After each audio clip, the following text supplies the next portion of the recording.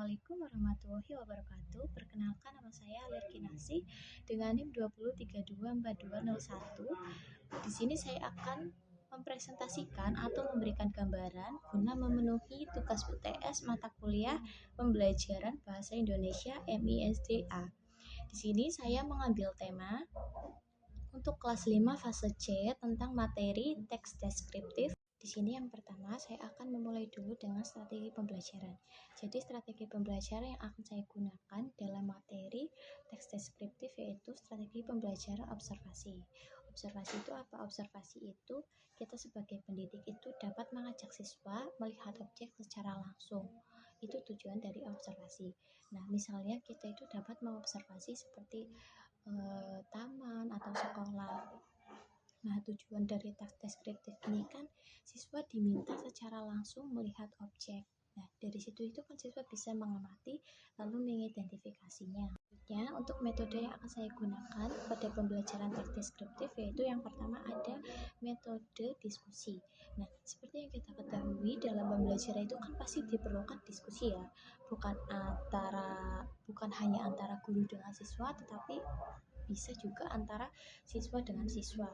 Misalnya guru itu memberikan kelompok pada siswa, kelompok kecil antar siswa seperti itu. Nah, terus yang kedua itu ada metode tanya jawab. Metode tanya jawab itu juga diperlukan dalam pembelajaran di dalam kelas. Misalnya antara guru dengan siswa, guru itu memberikan pertanyaan kepada siswa terkait materi yang akan disampaikan. Misalnya bagaimana pengalaman kalian melihat observasi secara langsung tentang taman. Terus yang terakhir itu ada metode presentasi. Presentasi ini itu juga sangat diperlukan agar siswa itu memiliki tingkat kepercayaan diri yang tinggi. Misalnya kita itu sudah memberikan materi ya kepada siswa itu disuruh mengerjakan.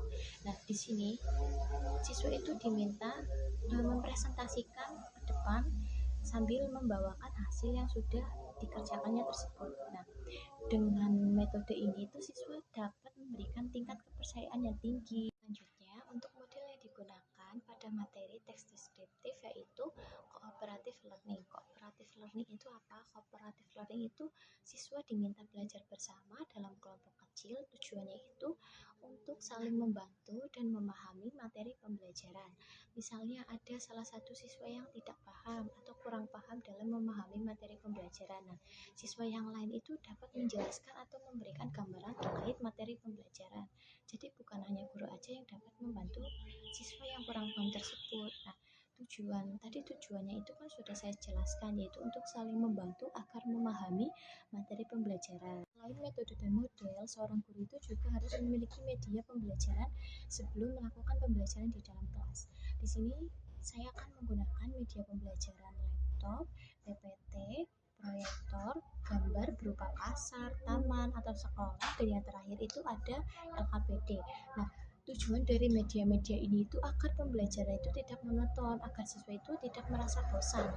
Setelah tadi saya memaparkan tentang metode, model, dan media dalam pembelajaran, selanjutnya di sini saya akan sedikit memberikan gambaran dalam pembelajaran. Nah, karena di sini saya tidak ada peserta didik, jadi saya hanya memberikan gambaran sedikit ya, seperti pembuka, isi, dan penutupnya. Nah, dalam pembelajaran sebagai pembuka itu kita tidak hanya langsung memberikan materi pada siswa. Ya, misalnya kita pada awal masuk kelas itu kita memberikan salam, Assalamualaikum warahmatullahi wabarakatuh, bagaimana kabar kalian anak-anak, dapat menanyakan kabar, dan kita itu dapat memberikan ice breaking. Tujuan ice breaking itu apa? Ice breaking itu untuk menumbuhkan semangat pada siswa. Nah, misalnya kita pagi-pagi, masa langsung memberikan materi kepada siswa itu kan tidak mungkin ya. Jadi kita itu dapat memberikan ice breaking. Ice breaking itu agar siswa itu juga fokus terhadap materi pembelajaran yang akan disampaikan. Setelah pembukaan tadi, baru kita sebagai pendidik itu dapat langsung menyampaikan pembelajaran yang akan disampaikan. Nah, untuk isi dalam pembelajaran itu guru itu dapat memberikan pertanyaan pemantik terlebih dahulu sebelum masuk ke pembelajaran berikutnya. Misalnya pertanyaan pemantiknya itu sederhana saja, kan itu hanya pertanyaan pemantik ya. Pertanyaan pemantiknya itu guru itu dapat bertanya kepada siswa seperti, apa apa sih yang kalian ketahui tentang pasar?